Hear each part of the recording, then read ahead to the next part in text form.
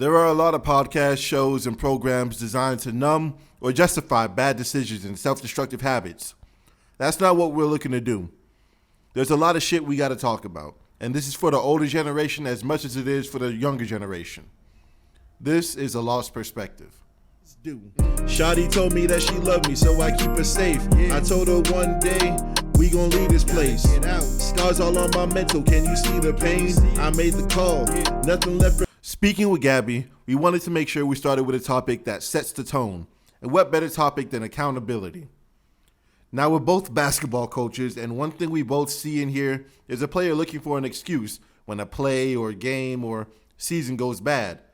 On the professional level, we hear phrases like, this player has no help, or this player has just a bunch of scrubs. Well, what does this player do to help his teammates be better? Is he willing to practice extra with them? Is he helping them understand where to be during plays? Is he speaking positively and trying to lift them up? Or is he calling them trash publicly and privately? Is he going ISO all the time and causing players to get cold?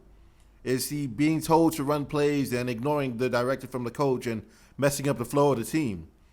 Is he half-assing practice and robbing teammates of their development? Is he creating a toxic culture within the team? The most recent example of this is LeBron back in 2017 and 2018. To state in a post-game interview that because he averaged a triple-double, he did his part is egregious. The team lost, so everyone could have done more. Let's not forget, Game 3 of the 2017 Finals, the Cavs had a chance to win. It was LeBron who was guarding Kevin Durant, and he decided to stay below the three-point line and allowed Kevin Durant to just walk into a three. It was LeBron who, in the final possession for Cleveland, had a chance to, tie the game back up. And he's the one that got stripped by Iguodala. And the ball hit LeBron's foot, rolled out of bounds, Golden State ball. That's a lot to say that you did your part when those two possessions right there were completely your fault and ultimately cost you all the game. And let's be real, you could have possibly held an even more competitive series if you're going back to Golden State 2-2 as opposed to 3-1, or 1-3. Let's fast forward to 2018, Game 1 of the Finals. LeBron scores 50 points. That's a monster game during the regular season, an even greater game to have during the playoffs. But, in the NBA Finals, on your opponent's home court, that's big time, you know what I mean? So, we all know what happened at the end of the regulation in that first game. J.R. Smith dribbles the ball out. LeBron's like, where are you going? Yada, yada, overtime. Now, is the proper response to get upset, walk away from your coaches and teammates, and then spend over 3 minutes of a 5-minute period refusing to shoot? Or is your response to say that as a team, we're going to figure this out, and if that means that as LeBron James, I got to drop another 50 points in overtime for us to win, I'm going to do it. J.R. Smith, you made a mistake. I will talk to you after we win this game. We have to hold LeBron accountable for his shortcomings as a leader and as a player. I know it's a pretty drawn-out example. I didn't want to include his media comments during his second run with Cleveland that created a horrible locker room environment and killed the team dynamic of the team. But what happens with this, though, is we now create an inflated ego in the sense that not only can an individual do no wrong, but the other people are to be held responsible for his shortcomings. And there's another form of this as well. Let's take a look at Miss Brittany Griner. She was arrested for bringing hash on a plane into Russia. Did you hear me? Hash on a plane into Russia. Okay. Regardless of the sentencing, she knew that it was illegal to bring weed on a plane overseas, especially in Russia. There's no country, as far as I know, that allows you to bring weed on a plane into their country.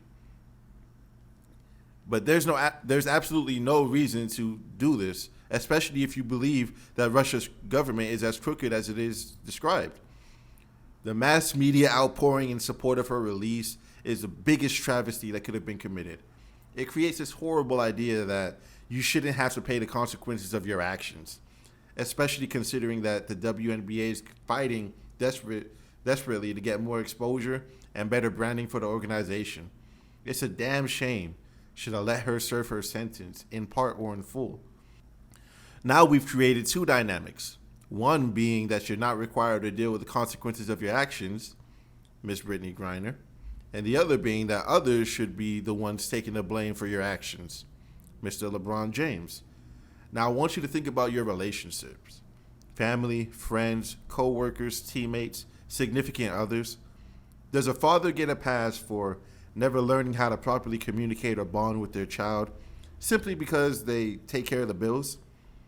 Does a mother get a pass for being abusive simply because she's your mother? Do you put up with dumb shit that more often than not harms you mentally, physically, financially, or practically simply because every now and then you have a good time with that person? Have you sacrificed more than your share and let your partner fail to keep up their end in the name of love? I encourage you to take these questions and scenarios and really contemplate them. It's better to approach these head on and make sure responsible parties are being held responsible, even if that means you need to hold yourself responsible. I welcome anyone interested in having a conversation or a debate about this or any of the topics discussed in any episode of this podcast. Leave a comment or DM me on Instagram at WPSilver9 and we can set it up. This has been The Lost Perspective. Shawty told me that she loved me, so I keep her safe. I told her one day we gon' leave this place. Scars all on my mental, can you see the pain? I made the call.